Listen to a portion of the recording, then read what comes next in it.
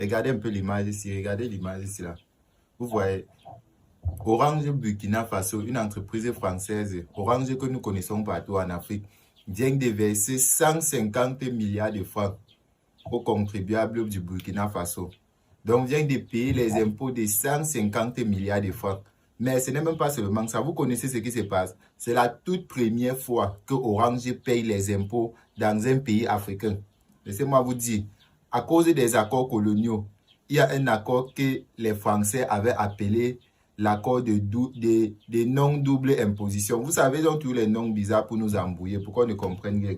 Il y a un accord qu'ils avaient appelé l'accord de non-double imposition. Ça veut dire que toutes les entreprises françaises qui sont installées ici en Afrique, dans tous les pays, dans toutes les colonies africaines, payent les impôts en France.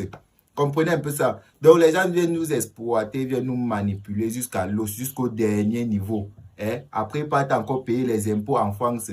Mais avec notre leader, le capitaine Ibrahim Traoré, il a cassé la baraque. Donc les accords coloniaux, parmi les 14 accords coloniaux, il y avait l'un qui stipulait que les pays ne doivent pas payer les impôts deux fois. C'est-à-dire, si une entreprise est implantée en France et qu'elle vient s'installer dans tous les pays avec lesquels la France avait signé les accords coloniaux, elle ne devrait pas payer les impôts dans le pays là. Elle devrait aller payer les impôts dans son pays.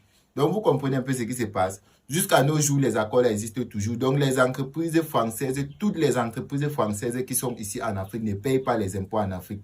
Les entreprises françaises sont en Afrique et partent payer les impôts en France. Vous comprenez un peu ce qu'on vit. Donc, on est ici là, on souffre. Les entreprises viennent nous... Mais regardez un peu Air France. Air France, qu'on dit que partout, dans tous les autres pays, elle se comporte bien avec les passagers, tout. Elle vient ici nous martyriser. Elle vient ici nous esclavagiser. Imaginez un peu. Quand les gens vous disent comment est-ce qu'ils prennent Air France en Afrique pour aller en France, regardez un peu comment ils se comportent avec eux.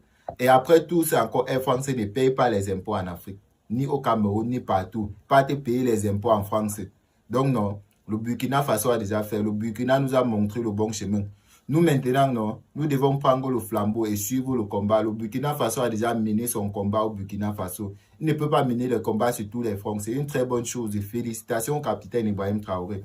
Mais maintenant, nous ici au Cameroun, non. Nous devons aussi prendre nos décisions. Octobre, c'est le changement. Si tu es un jeune, va t'inscrire sur les listes électorales. Et il faut savoir que octobre, non, tout ça va changer. Notre gouvernement et le régime qui nous asphyxie depuis 43 ans, non. Laissons-leur seulement que le tout, c'est là, non. C'est le vrai tout, c'est le changement. On ne peut pas rester, on souffre jusqu'au dernier niveau, jusqu'en 2025. Ça n'a pas de sens. Ça n'a pas de sens, absolument pas de sens. Donc non, allez vous inscrire sur les listes électorales.